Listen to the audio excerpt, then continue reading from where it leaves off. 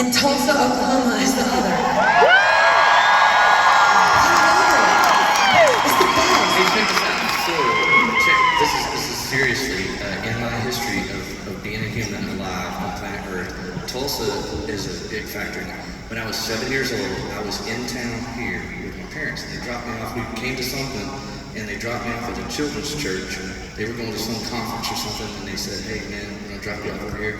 And there was this dude on stage with a puppet, and his name was a purple puppet named Eugene. I'm 7 years old, in an arena here in town, and this guy's talking to Eugene, the purple puppet, and he asked Eugene, "Hey, do you want Jesus in your heart?" And Eugene said, "Yes." And I was like, I want what Eugene's got. That's when I made a profession of faith. Eugene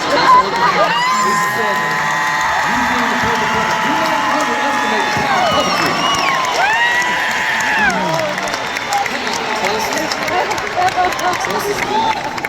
Do you have like a deep connection to puppets? I have a reason why I'm asking you this. I can tell you this. It sounds like a silly question, but that's actually my serious question of the night. Hey, here's what you need to know about puppetry. What? First of all, you don't move both things at the same time. You only move. Nobody talks like this.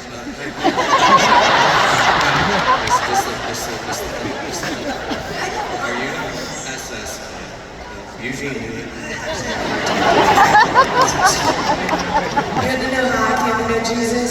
This body's asking. What age was it? It was 7. God's perfect grandma. It did not take anything before the show. So, here is the truth. Have you ever had communion? Yes. Okay. I mean, that's not some people's jam, and that is fine. Whatever. But I went to a Baptist church. We grew up Baptist, but it was like, what is it, like Baptist-costal or whatever? Because we had prophets in there and a flag waving. So people were definitely speaking in tongues, but it was under their breath, so they didn't want to get reprimanded. Hey, we had a schizophrenic upbringing, so we were, no, for real, this is spiritually schizophrenic. So Sunday mornings was at First Baptist Church, Texarkana, Texas, with the choir and the organ and pipe organs and whatnot. Then my parents would get crazy on Wednesday and Saturday night, wherever they said, wherever the Spirit's moving, we're going. And here's what me and my brother would do. We'd be like, "Hey, so do we get to have tambourines or no? Do I get to run around or do I not?" Yeah, you're like, "Oh, we go where the tambourines are." That's how it was. When I was 18, I gotta go to Wild West. That is the charismatic church. I loved it. Yeah. Well, 7 years old. Yeah, 7 years old. So how I came to know Jesus was through the grapefruit juice and the crackers. And I mean this with every fiber of my being. People always think it's like this really intense, spiritual, like compelling conviction moment, right? And it was through food.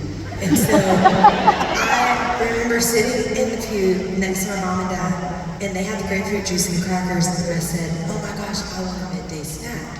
And they were like, "Well, this is a little different. It doesn't work like that." And I said, "Well, okay, what does that mean?" And they said, "Well, you have to be baptized, like that's what we believe, blah, blah, blah, blah." I said, "Great, put me in the water. I know who that man is."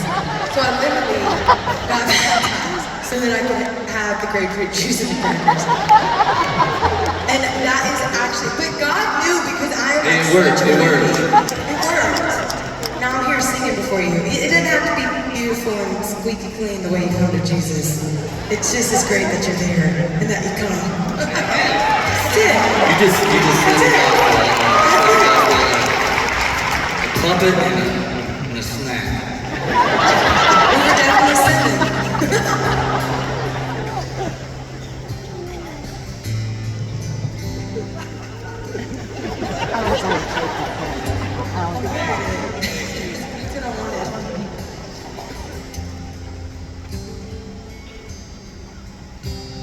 He is jealous for me.